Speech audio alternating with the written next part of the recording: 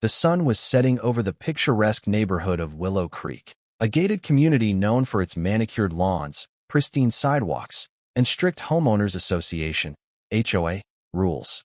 The streets were quiet, save for the occasional chirping of birds and the distant hum of a lawnmower.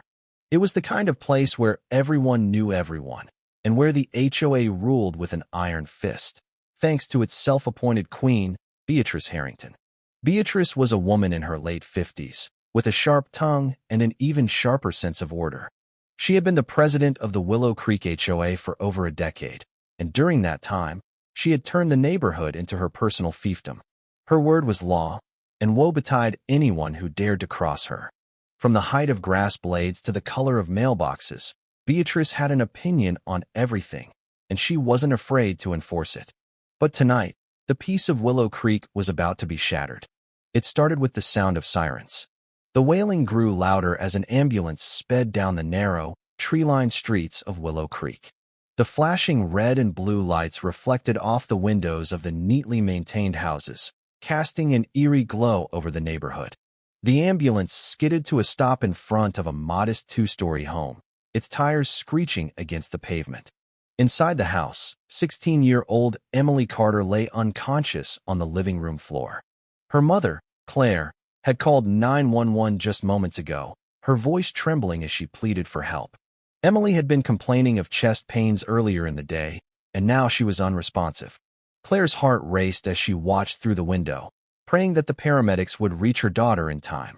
But just as the paramedics, a tall, broad-shouldered man named Marcus and his partner, Lisa, stepped out of the ambulance, a shrill voice cut through the air. "Absolutely not. You cannot park here." All heads turned to see Beatrice Harrington storming out of her house, her face twisted in outrage.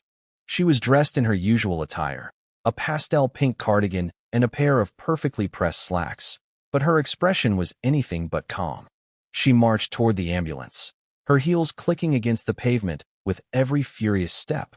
"This is my parking space," she screeched, pointing an accusatory finger at the ambulance. "You need to move this vehicle right now."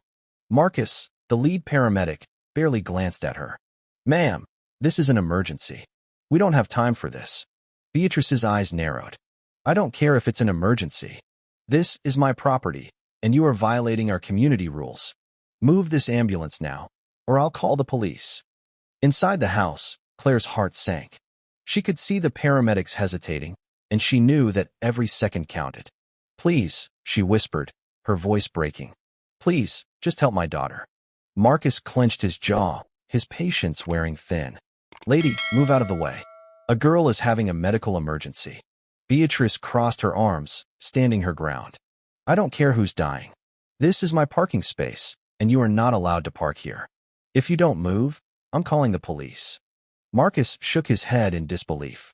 "Go ahead," he said, his voice dripping with sarcasm. "Call them." Beatrice didn't hesitate. She whipped out her phone and dialed 911, her voice shrill as she spoke to the dispatcher. "Yes, I'd like to report an illegally parked vehicle. It's completely blocking my property, and they refuse to leave." There was a pause as the dispatcher processed her complaint. "Ma'am, are you saying there's an ambulance parked in your space?"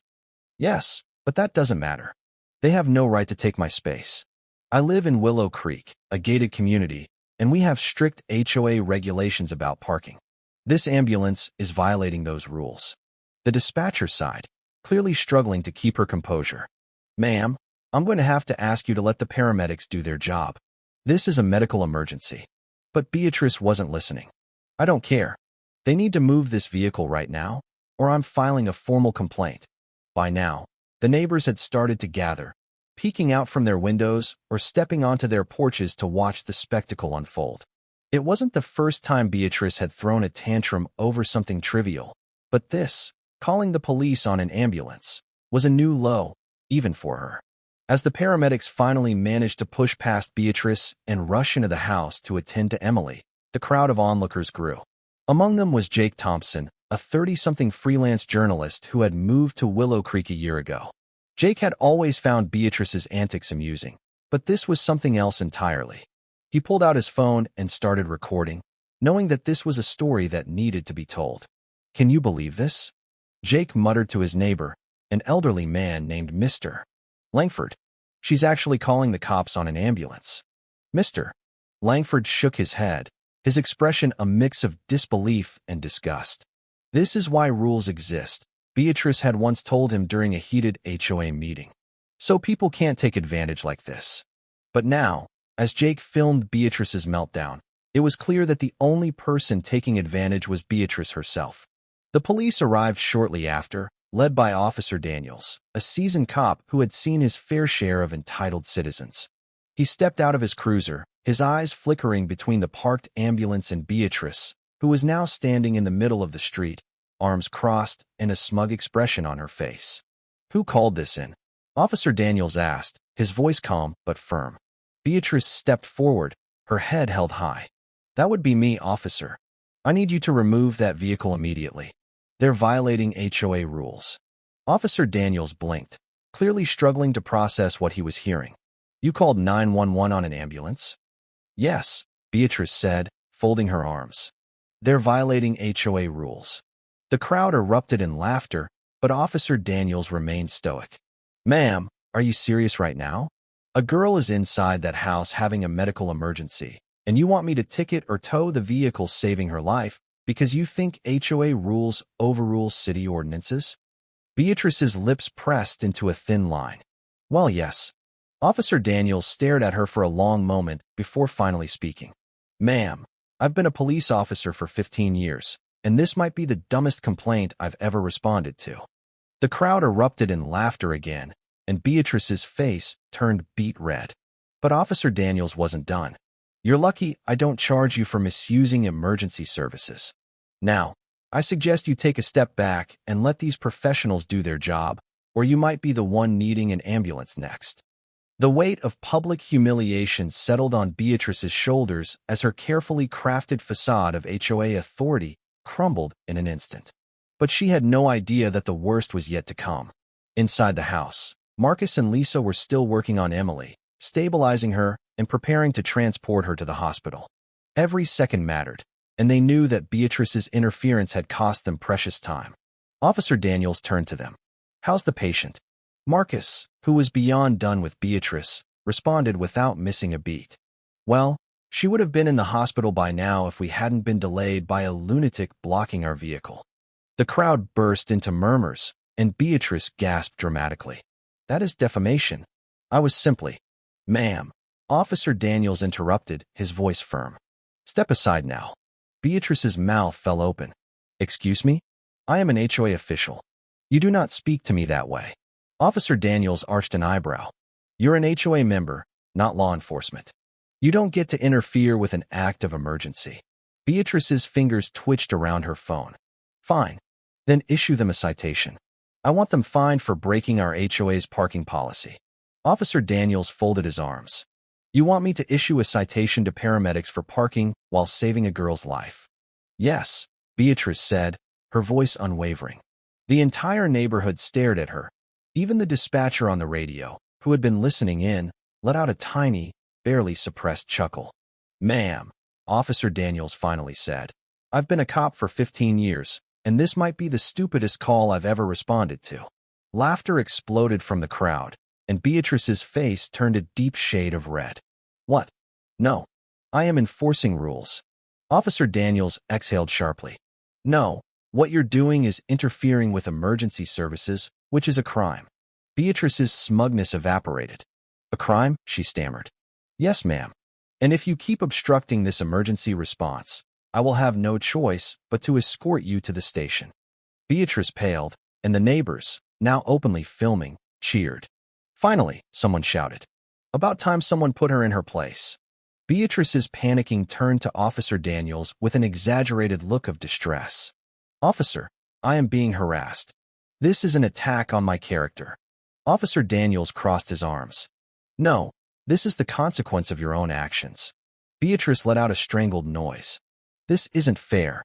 Officer Daniels, clearly done with her theatrics, said, "You know what else isn't fair? A girl almost dying while you whine about a parking space." The mention of Emily sobered the crowd a little. The ambulance was gone now, racing toward the hospital, but everyone knew how serious her condition had been. "Claire," Emily's mother, stepped forward, her eyes still wet from tears, but her voice steady and full of anger. "My daughter could have died because of you," she said, her voice carrying pure rage. "You didn't mean to delay life-saving care over a damn parking space? Didn't mean to waste police resources on your pathetic power trip?" Beatrice's mouth opened and closed, but no words came out. "You don't care about this community," Claire continued, her voice rising. "You just love controlling people." The neighbors murmured in agreement. "Yeah, remember when she fined me for leaving my trash bin out 30 minutes past pickup?" one said. "Or when she tried to ban holiday decorations because she thought they looked tacky," another added. "She reported my kids for disturbing the peace because they were playing outside." The floodgates opened, and suddenly it was Beatrice versus the entire community. Officer Daniels looked mildly amused. "Sounds like you've made quite a reputation for yourself," he said. Beatrice's eyes darted around wildly as she realized that no one was coming to her defense. Even the other HOA board members stood silently, watching her downfall. Then came the final nail in the coffin. Mr. Langford, the HOA president, stepped forward. He was an older man, usually reserved and neutral in neighborhood disputes, but today his face was stone cold. "Beatrice," he said simply, "we need to talk." Beatrice stiffened. "Langford, oh thank goodness. You need to." He held up a hand. "No, Beatrice. You need to listen. You have embarrassed this community beyond repair. You have put our entire HOA in the spotlight for the worst possible reasons." Beatrice froze. "What? What are you saying?" Langford let out a long sigh. "I just got off the phone with the HOA's legal team. They have advised that we hold an emergency meeting to discuss your removal from the board." Gasps rippled through the crowd, and Beatrice stumbled back. No, you can't. I am the only one who enforces the rules." "That's the problem," Langford said. "You enforce rules that only benefit you, and now you've become a liability." Beatrice shook her head frantically. "You can't do this. The HOA needs me." Jake, still filming, chuckled. "Yeah, pretty sure they don't." Langford ignored her protests. "The emergency meeting is set for tomorrow evening. I suggest you prepare." Beatrice looked like she might pass out. This is a witch hunt." Officer Daniels chuckled.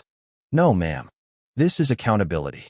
The crowd erupted into cheers and applause, and Beatrice turned on her heel and stormed back into her house, slamming the door behind her. The moment she disappeared, the entire neighborhood burst into celebration. Jake turned back to the camera, grinning. "Well, there you have it, folks. HOA Queen Beatrice finally gets what's coming to her. Don't forget to like, share, and subscribe for more neighborhood drama." The next morning, Willow Creek felt different. For the first time in years, there was no passive-aggressive HOA email about trivial infractions, no Beatrice marching through the streets with a clipboard, handing out warnings for overgrown hedges or unsightly doormats. The air felt lighter, and people left their trash bins out a little longer just because they could. Kids played on the sidewalks without fear of being fined for loitering, and some even parked in Beatrice's former reserved spot just out of pure spite. At the community center, the HOA board held a follow-up meeting to discuss the next steps. Langford sat at the head of the table, looking more relaxed than he had in years. "All right," he said, leaning back in his chair. "Now that the tyrant is gone, we need to clean up the mess she left behind." The board members nodded, and the first order of business was canceling every single petty fine Beatrice had issued. Cheers erupted in the room as Langford announced the repeal of the worst of Beatrice's ridiculous rules. Holiday decorations were no longer restricted, sidewalk chalk was allowed, and visitor parking was no longer a Beatrice-controlled nightmare. By noon, the neighborhood was buzzing with excitement. People actually talked to each other, celebrating their newfound freedom. Claire, still relieved that Emily had made it through her medical emergency, smiled as she watched kids riding bikes in the cul-de-sac. "Feels like a real neighborhood again," she murmured.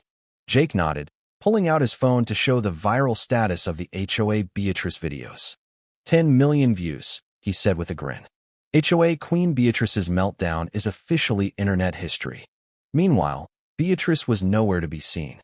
After her public humiliation, she had locked herself inside her house, refusing to come outside. But the internet wasn't letting her disappear quietly. Her ranting live streams had been clipped, edited, and turned into memes. one of the most popular remixes, a video titled Beatrice vs. The Ambulance, auto-tuned, featured her infamous quote, "You can't park here. I don't care who's dying," with a catchy beat behind it. Even major news stations had picked up the story, turning her into a cautionary tale of HOA power gone too far. Beatrice Harrington was now the most hated person in the HOA world, but karma wasn't finished with her yet. That afternoon, a moving truck was spotted outside Beatrice's house. Jake grinned as he watched from his front porch. "Oh, this just keeps getting better," he muttered. Beatrice stormed out of her house, still looking furious. She saw the neighbors watching her, and, instead of slinking away quietly, made one final stand. "You think you've won?" she shrieked. "This neighborhood will fall apart without me. You need me." Someone from the crowd shouted back, "No, Beatrice, we really, really don't." Laughter erupted, and Beatrice's face twisted in fury. But she had no comeback. With one last huff, she climbed into her car, which she had to get back after paying all her own fines, and sped off. Jake, always ready with his camera, filmed the entire thing. "And there it is, folks," he said with a grin. "The end of the HOA Queen's reign. She's finally gone." The video racked up another 1,000,000 views within hours, and Willow Creek was officially free. As the dust settled, Jake sat back, grinning at his phone screen. His video series on Beatrice's downfall had taken off way beyond expectations. In the comments, people shared their own horror stories of HOA nightmares, celebrating one of the greatest Karens of all time getting exactly what she deserved. With a final smirk, Jake hit record one last time. "All right, guys, that's the saga of HOA Queen Beatrice. It's been one hell of a ride, but she's finally gone for good." He leaned forward, his grin widening. "But let's be real. We all know another HOA nightmare is lurking out there. So, if you've ever had to deal with a power-hungry HOA Karen, drop your craziest story in the comments. And hey, if you want more epic neighborhood drama, hit that like button and subscribe." Jake leaned back with a grin. "Because trust me, there's always another Karen out there." With Beatrice gone, Willow Creek began to transform almost overnight. The oppressive atmosphere that had once hung over the neighborhood like a dark cloud lifted, replaced by a sense of freedom and camaraderie. Neighbors who had barely spoken to each other for years now greeted one another with smiles and waves. Kids played freely in the streets, their laughter echoing through the once quiet cul-de-sacs. Even the birds seemed to chirp louder, as if celebrating the end of Beatrice's reign. The HOA board, now led by Mr. Langford and a group of reasonable, level-headed residents, wasted no time in dismantling the more absurd rules Beatrice had enforced. The infamous lawn height regulation was the first to go, followed by the ban on holiday decorations and the strict parking policies. The community center, once a place of dread where residents were summoned to receive fines and warnings, became a hub of activity. Potluck dinners, movie nights, and neighborhood meetings were now regular occurrences, and for the first time in years, people actually looked forward to attending. Jake Thompson, the freelance journalist who had documented Beatrice's downfall, became something of a local hero. His videos of the ambulance incident and the subsequent HOA meeting had gone viral, racking up millions of views and turning Willow Creek into an internet sensation. Jake, always the opportunist, capitalized on the attention by starting a YouTube channel dedicated to neighborhood drama and HOA horror stories. He even managed to land a few interviews with local news outlets, where he recounted the tale of Beatrice's epic meltdown with his trademark wit and charm. But not everyone was celebrating. While Willow Creek thrived, Beatrice Harrington was spiraling. After her public humiliation and removal from the HOA board, she had retreated into her home, refusing to answer the door or speak to anyone. Her once impeccable house fell into disarray, with overgrown hedges and a lawn that was now several inches too tall, a fact that would have sent the old Beatrice into a rage. But the new Beatrice was a shadow of her former self, consumed by bitterness and regret. Her attempts to fight back had been futile. She had hired a lawyer, hoping to sue the HOA for wrongful termination, but even her attorney had struggled to keep a straight face when she explained the circumstances of her removal. "You called the police on an ambulance," he had said, shaking his head. "I'm not sure even the best lawyer in the world could win that case." Beatrice's online presence only made things worse. The memes, the remixes, the viral videos, they were everywhere. She couldn't open her social media accounts without being bombarded with notifications mocking her. Her infamous quote, "You can't park here. I don't care who's dying," had become a catchphrase, appearing on t-shirts, mugs, and even Halloween costumes. She had become the poster child for HOA tyranny, a cautionary tale for power-hungry Karens everywhere.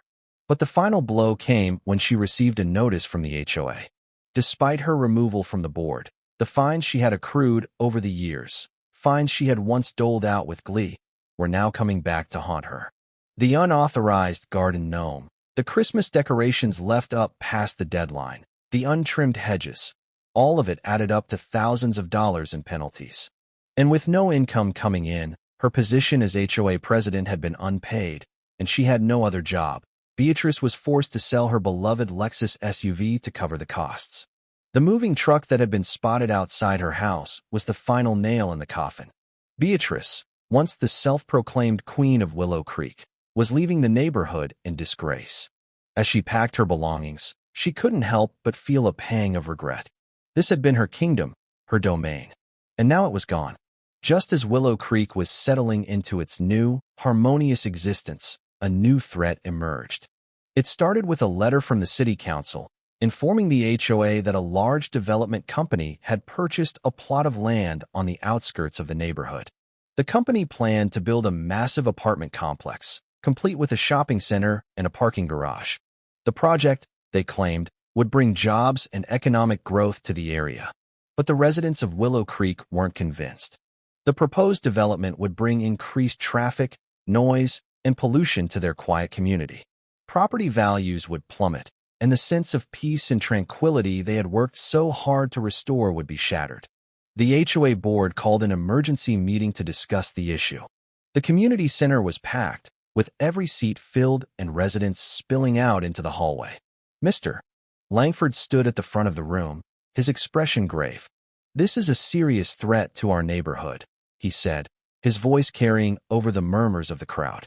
"If this development goes through, it could change Willow Creek forever. We need to come together as a community and fight this." The room erupted in applause, and for the first time in years, the residents of Willow Creek were united in a common cause. Committees were formed, petitions were circulated, and fundraising efforts were launched. Jake, ever the journalist, used his platform to raise awareness about the issue, interviewing experts and rallying support from neighboring communities. But as the fight against the development intensified, a familiar face reappeared. Beatrice Harrington had been lying low since her departure from Willow Creek, but the news of the proposed development had caught her attention. She saw an opportunity, not to help her former neighbors, but to exact revenge. She reached out to the development company, offering her services as a consultant. "I know everything about that neighborhood," she told them. "I can help you navigate the HOA, the city council, everything. I'll make sure this project goes through." The company, eager to gain an edge in their battle with the residents, hired her on the spot. Beatrice, now armed with insider knowledge and a burning desire for vengeance, began working behind the scenes to undermine the efforts of the HOA. She leaked confidential information to the press, sabotaged community meetings, and even spread rumors about Mr. Langford, claiming he had a personal vendetta against the development company. Her tactics were ruthless, and for a while, it seemed like she might actually succeed. But the residents of Willow Creek were no longer the passive, divided group they had been under her rule. They had found their voice, and they weren't about to let Beatrice, or anyone else, take it away. The battle between Willow Creek and the development company came to a head at a city council meeting. The room was packed, with residents on one side and representatives from the company on the other. Beatrice sat in the front row, a smug smile on her face as she watched the proceedings. One by one, residents took the podium, sharing their concerns and pleading with the council to reject the development. Jake presented a petition with thousands of signatures, while Mr. Langford delivered a passionate speech about the importance of preserving the community's character. But it was Claire Carter, Emily's mother, who delivered the final blow. She stepped up to the podium, her voice steady but filled with emotion. "This neighborhood is more than just a collection of houses," she said. It's a community, a place where we look out for each other, where we come together in times of need. We've fought hard to make Willow Creek a better place, and we're not about to let anyone take that away from us. The room erupted in applause, and even the city council members seemed moved. When the vote was finally called, the decision was unanimous. The development project was rejected. Beatrice, realizing she had lost, stormed out of the room, her face twisted in fury. But as she reached the parking lot, she was met with a surprise.